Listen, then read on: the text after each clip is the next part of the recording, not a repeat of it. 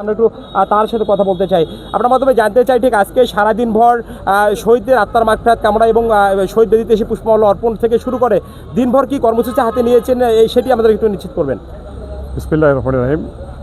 শুরুতেই গভীর শ্রদ্ধা করে স্মরণ করি 52 ভাষা আন্দোলনের ভাষা শহীদ থেকে শুরু করে মহান মুক্তিযুদ্ধের যারা শহীদ হয়েছেন এবং সম্ভ্রমহানি হয়েছে যেসব মা বোনদের এবং আমাদের বীর যোদ্ধাদেরকে আপনাকে ধন্যবাদ। আসলে বাংলাদেশ জাতীয়তাবাদী দল একটি গণতান্ত্রিক দল এবং গণতন্ত্র নিশ্চয়ই গণতান্ত্রিক এক দল ক্ষমতা আসার পরে এটি প্রথম জাতীয় দিবস এবং তার আপনারা যে প্রতিচ্ছবি সেটা শহীদ মিনারেই আপনারা দেখতে পাচ্ছেন।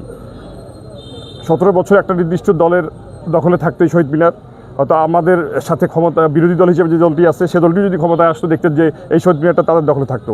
তো বাংলাদেশ জাতীয়তাবাদী দল বিএনপি কত বড় একটা গণতান্ত্রিক দল, আপনারা দেখেন শহীদ মিনারের কোনো বেষ্টনী নাই, কোনো পার্টির কোনো আমাদের অঙ্গ সংগঠনের ছাত্র দলের যুব দলের কারো দখলে এটি নাই, এটি জনসাধারণের জন্য উন্মুক্ত করা হয়েছে। তাহলে আমাদের গণতান্ত্রিক যে সদিচ্ছা সেটা আমরা শুরুতেই কিন্তু প্রমাণ দিলাম। এত 17 বছর ক্ষমতার বাইরে থাকার পরও কিন্তু কোনো ধরনের ভোগের কোনো মানসিকতা আমাদের যেমন নেতার নাই, আমাদের কর্মীদের মধ্যেও সেটা সঞ্চালিত করার জন্য উনি নির্দেশনা দিচ্ছেন। আমরা সকালবেলা জাতীয় পতাকা অর্ধনমিত রেখেছি আমাদের কার্যালয়ে, এরপরে আমরা র্যালি করলাম, দোয়া করলাম, এরপরে আমাদের সংক্ষিপ্ত আলোচনা সভা আছে এবং ইনশাআল্লাহ আমরা ইফতারের আগেও আমরা আজকে এই দিবসে আমরা দোয়া করব, দোয়ার মাধ্যমে আজকে এই দিবসের কর্মসূচি শেষ করবো। আর সবচেয়ে বড় কথা হচ্ছে যে বিএনপি আসলে সরকার পদ থেকে শুরু করে বিএনপির নেতৃবৃন্দের মানসিকতা আপনারা বুঝতেছেন, তারা কথায় বিশ্বাসী না, তারা কাজে বিশ্বাসী। একটা খুবই আমাদের আশাবাদের জিনিস এবং খুবই আলোচিত জিনিস ছিল যে ফ্যামিলি কার্ডটা কি, এটা নিয়ে অনেক ব্যঙ্গ করা হচ্ছিল। আমাদের দেশনায়ক তারেক রহমান গত পরশুদিন এই ফ্যামিলি কার্ডের জন্য মিটিং করেছেন। উনি কয়েকটি মন্ত্রণালয়ের সমন্বয়ে একটি কমিটি করেছেন এবং সেটি গেজেট আকারে প্রকাশ করেছেন এবং এই রমজান মাসেই 8টি বিভাগে একটি করে উপজেলায় পাইলট প্রকল্প হিসেবে ফ্যামিলি কার্ড দেওয়া হবে।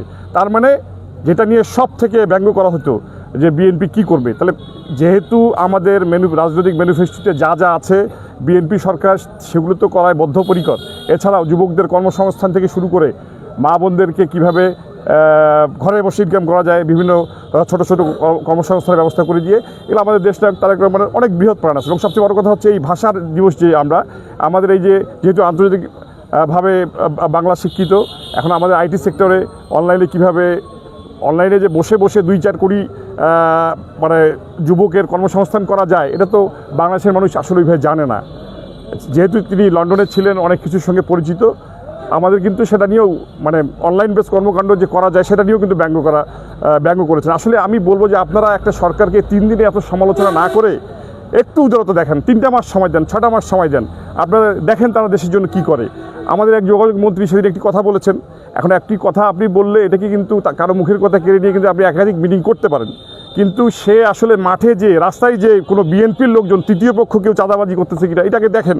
এখানে মালিক এবং শ্রমিক যদি কোনো কিছু নিজেদের মধ্যে সমতার ভিত্তিতে কোনো টাকা পয়সা আদায় করে, হ্যাঁ অনেকে ভালো প্রস্তাব দিচ্ছে যে এই টাকাটা আসলে রাস্তায় আদায় না করে অফিসে আদায় করতে পারেন, রাস্তায় আদায় না করে আপনার ব্যাংকের মাধ্যমে নিতে পারেন, এই ধরনের প্রস্তাব হইতে পারে। বাট আপনি একজনের একটা কথাকে সে অন্য দলের দেখে তার কথাটাকে পুরোপুরি নেগেটিভভাবে আপনি উপস্থাপন করবেন, এই রাজনীতি বাংলাদেশে আর চলবে না। আমাদের যুবক যারা আছে তারা সবাই তাদেরকে একটা ধোঁকা দেওয়ার চেষ্টা করতেছিল একটি দল, যেটা পারে না, হয়তো কিছু মা বোনকে পেরেছে সে উত্তরবঙ্গে। আমরা এটা ওভারকাম করব, আমরা দলীয় কর্মকাণ্ডগুলো যেগুলো আছে আমরা ঐক্যবদ্ধভাবে দলীয় কর্মকাণ্ড পরিচালনা করার মাধ্যমে জনগণের সচেতনতা বৃদ্ধি করে জনগণকে সাথে নিয়েই দেশ পরিচালনা করব।